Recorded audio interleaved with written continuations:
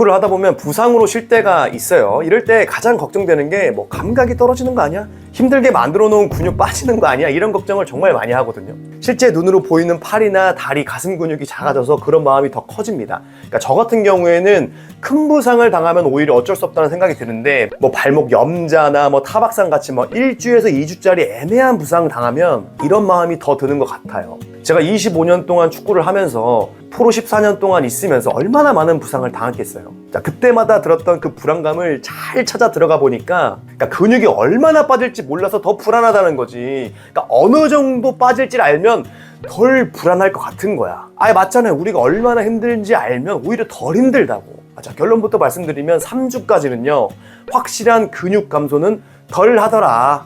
아닌데 일주일만 쉬어도 근육이 막 작아지는 것 같고 그러던데. 저도 그랬습니다.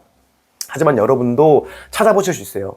호주 스포츠 연구소 AIS, 세계 최고 스포츠 영양학 박사님이시죠. 루이즈 버크 박사님의 말을 간단하게 정리하면, 기본적으로 우리 근육의 75%가 수분이에요. 근데 운동을 쉬게 되면 우리 몸에 글리코겐 저장량도 이게 줄어들거든.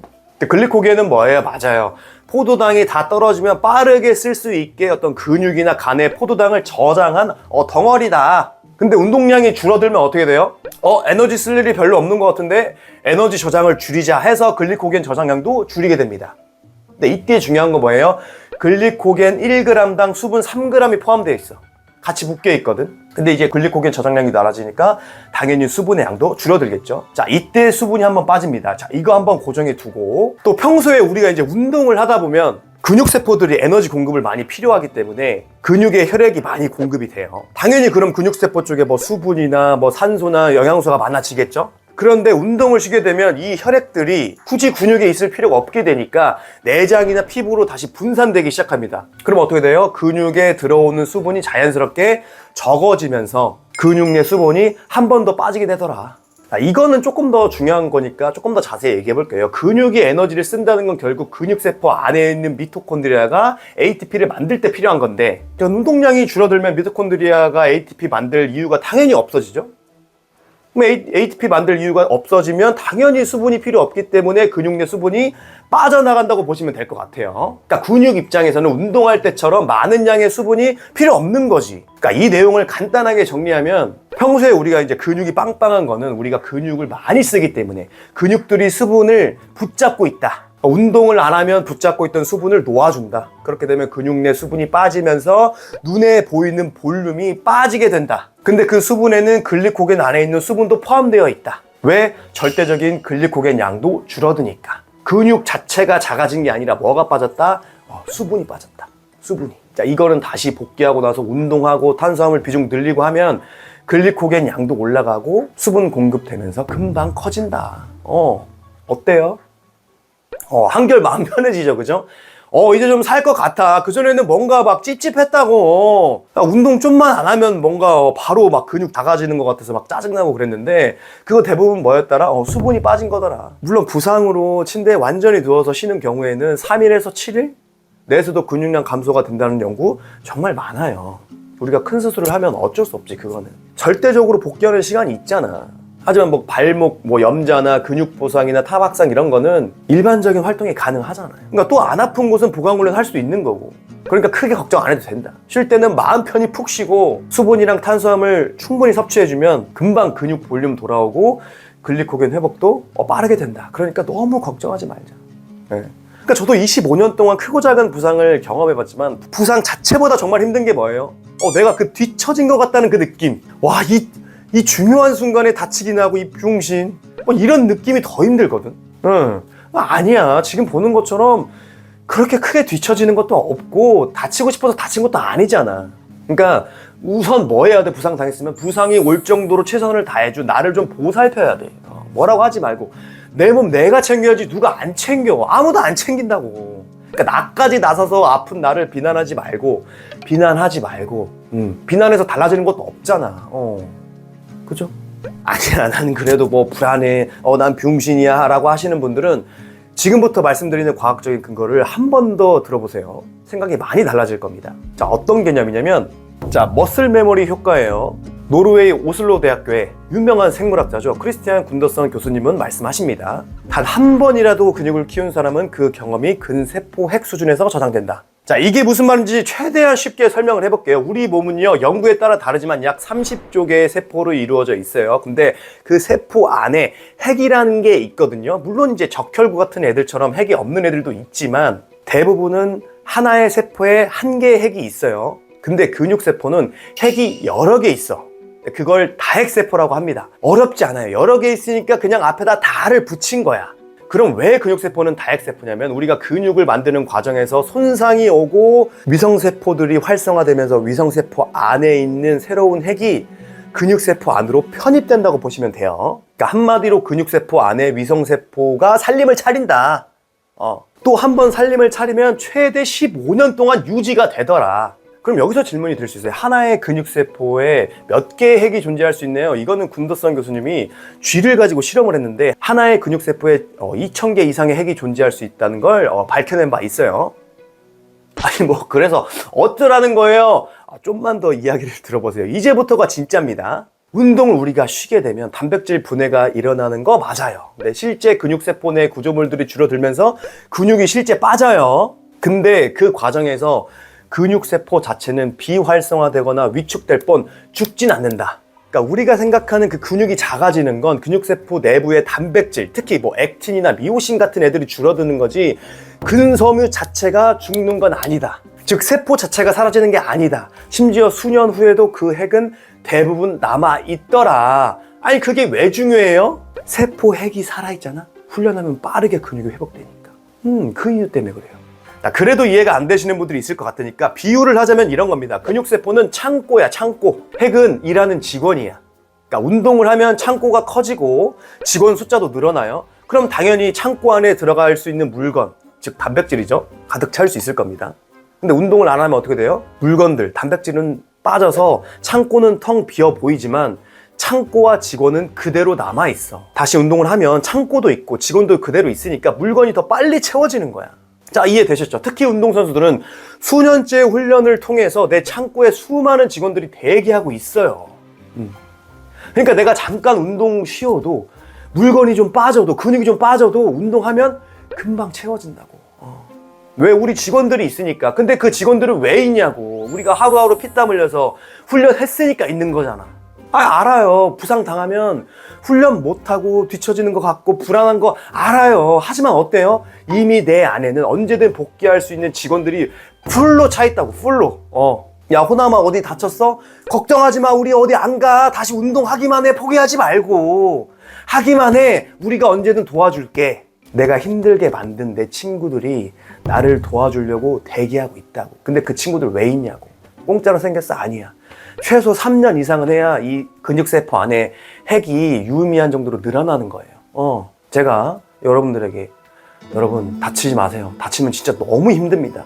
제가 이 말을 하면 여러분들 안 다치나요? 물론 안 다치면 너무 좋겠지. 근데 그게 되냐고. 어느 하나 내 마음대로 안 되는 게 세상 일인데 축구도 똑같잖아요.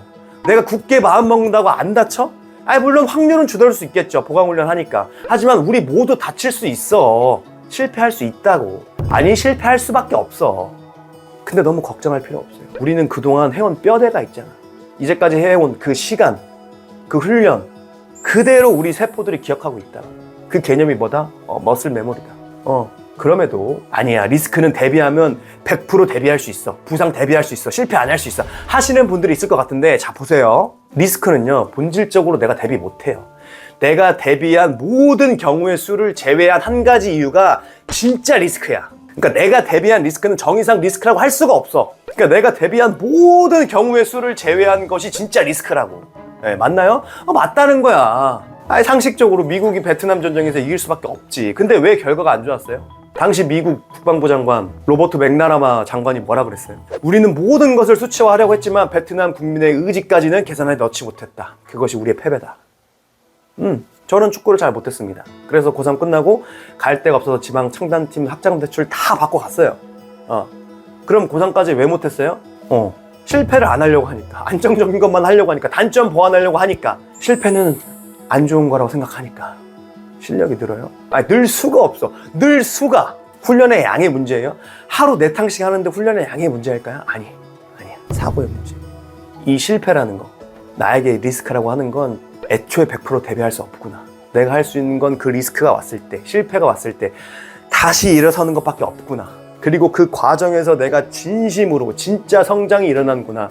이거를 깨닫고요. 2년 반 만에 사간톱수 테스트 받아서 프로 입단한 거예요. 그래서 제가 지금 할 수 있는 건 뭐예요?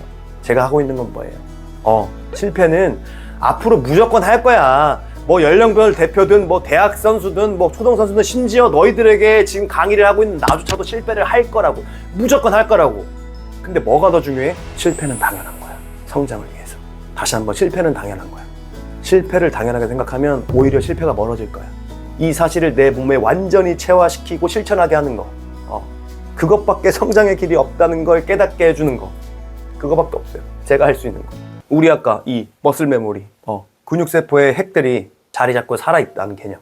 똑같은 개념이에요. 내가 실패가 왔을 때 이 현상을 긍정적으로 해석할 수 있는 힘은 어디서 와요? 우리 뇌의 전두엽 중심의 네트워크에서 와요. 전전두피질 중심의 신경망. 이쪽으로 평소에 혈액이 잘 가는 습관이 잘 쌓이게 되면 어떻게 돼요? 아까 말했던 그 창고도 커지고 직원도 늘어나요. 그럼 그 창고에 쌓여지는 나의 긍정성, 자신감, 자존감 등이 쌓이는 속도가 당연히 늘어나요.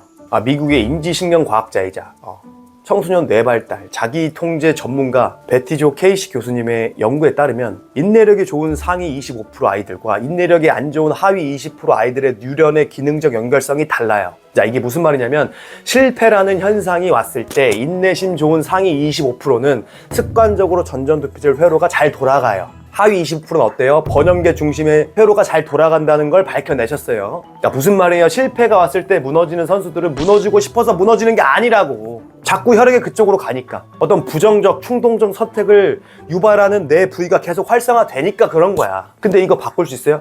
네, 바꿀 수 있어요. 굳게 마음을 먹는다? 물론 그것도 중요하겠지.